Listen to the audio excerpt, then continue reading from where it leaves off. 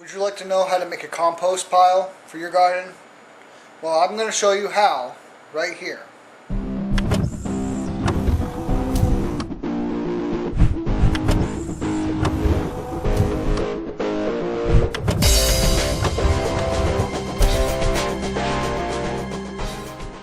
Now, with your compost pile, you want to you only want to add certain things. They say a green, a brown, a green layer, a brown layer, and water. And I have a list of, let me get my list. I have a list of ingredients you want to add to your compost pile.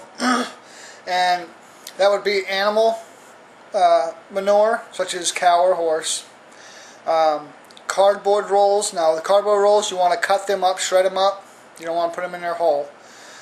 Clean paper, do the same thing, shred it up. Coffee grounds and filters. The filters you really don't have to shred up because they'll automatically shred up themselves because they're wet to begin with.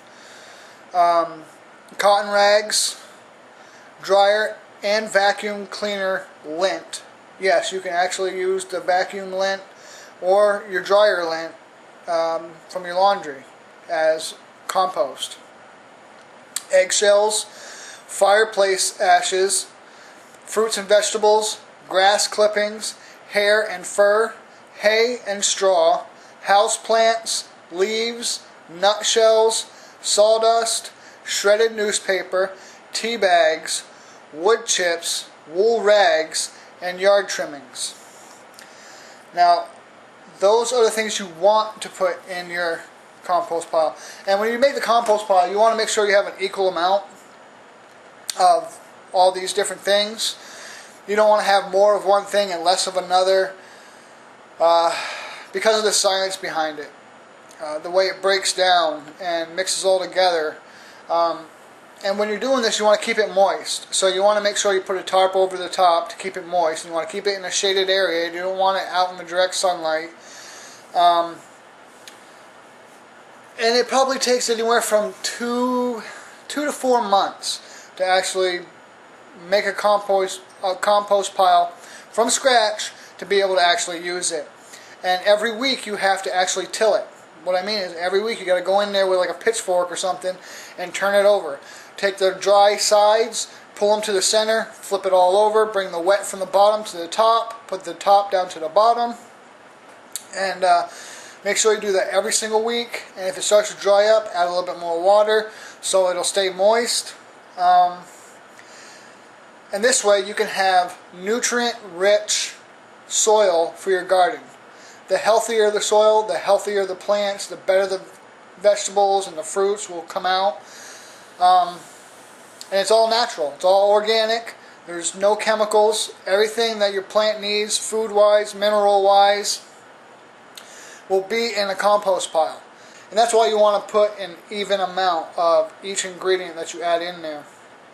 So whenever you're peeling potatoes, peeling carrots, cooking eggs, take the eggshells, break them up, put them in your compost pile.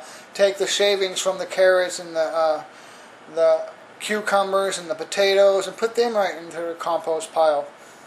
Along with when you mow your lawn and you have grass clippings, put that into your compost pile. When you rake leaves, put that into your compost pile. When you cut down little tiny branches and twigs you pick up off your lawn that fallen out of the tree, break them up, throw them in your compost pile. All these things can be used to actually make healthy organic soil for a perfect garden. And I'm going to show you how. Okay, and here we have some of the ingredients for our compost pile. We have the green ingredients and the brown ingredients. The broken up pieces or chopped up pieces of wood, leaves, and grass clippings. And then we have over here all the table stuff. I have coffee grounds. So I'll just go ahead and toss this right in and show you.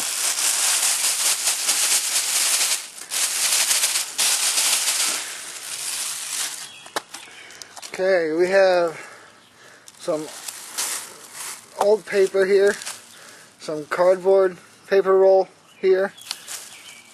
We have the eggshells, You want to crush those up.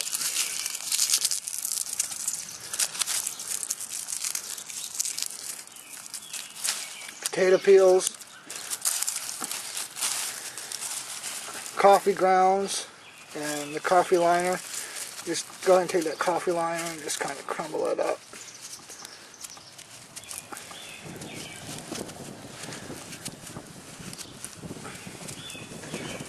Just like that. And then you want to take all this, actually I want to get it all crushed up. Take all this and just start mixing it all up.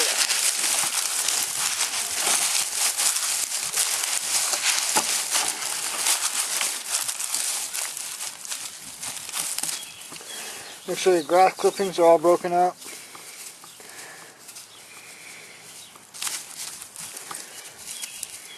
And this is just the start of a compost pile. This has not been sitting at all.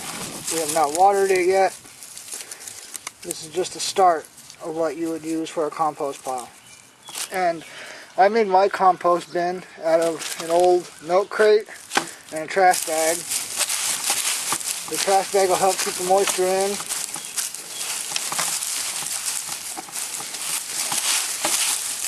And I don't need a really big area because you've seen my garden and it's not that big. And I do small amounts at a time. That way, when next season comes around, I could have like a 50-pound bag of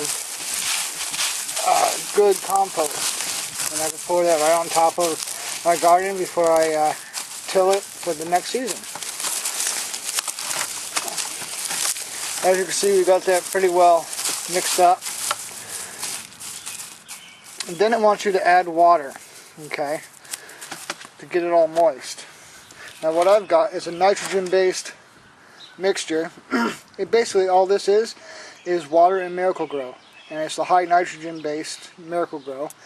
And why I've used that is because it's like rainwater. Nitrogen is in rainwater, and the nitrogen will actually help break down your compost faster than regular just tap water. And you don't want to use this whole entire gallon. You just want to use enough to keep this moist. So I'm going to go ahead, pour some on top, and go ahead and start mixing it around.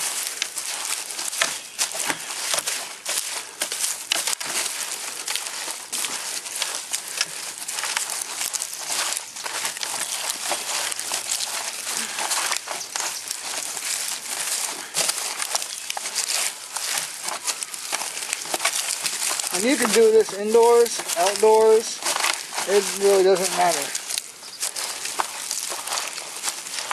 And if you do it correctly, it's not going to stink to high heaven either.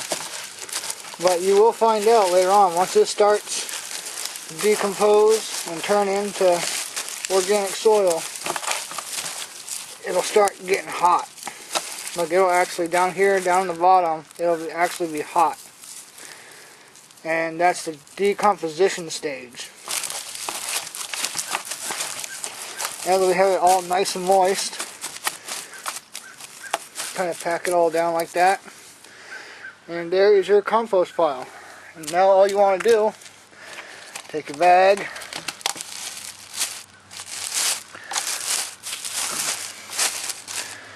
just kind of lay it over like that. And go ahead and stick it in the shade. I'll show you where I'm going to stick mine.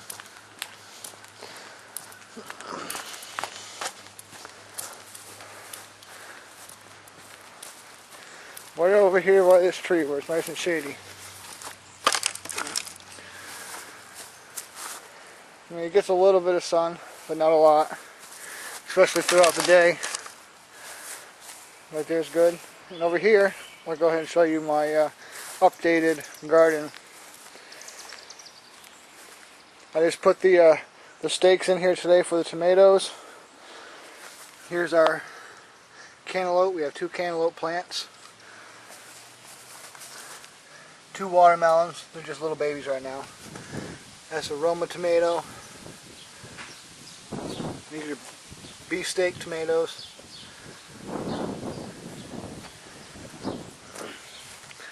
The red leaf lettuce.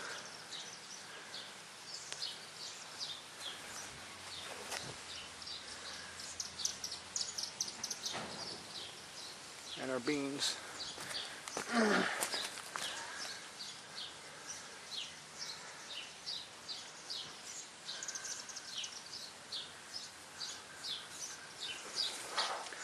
And in our topsy-turvy here, we have our cherry tomato plant, which has grown quite a bit in the past 2 days. Until next time, this is Courage Over Fear saying, stay safe, be safe, and prep while you can.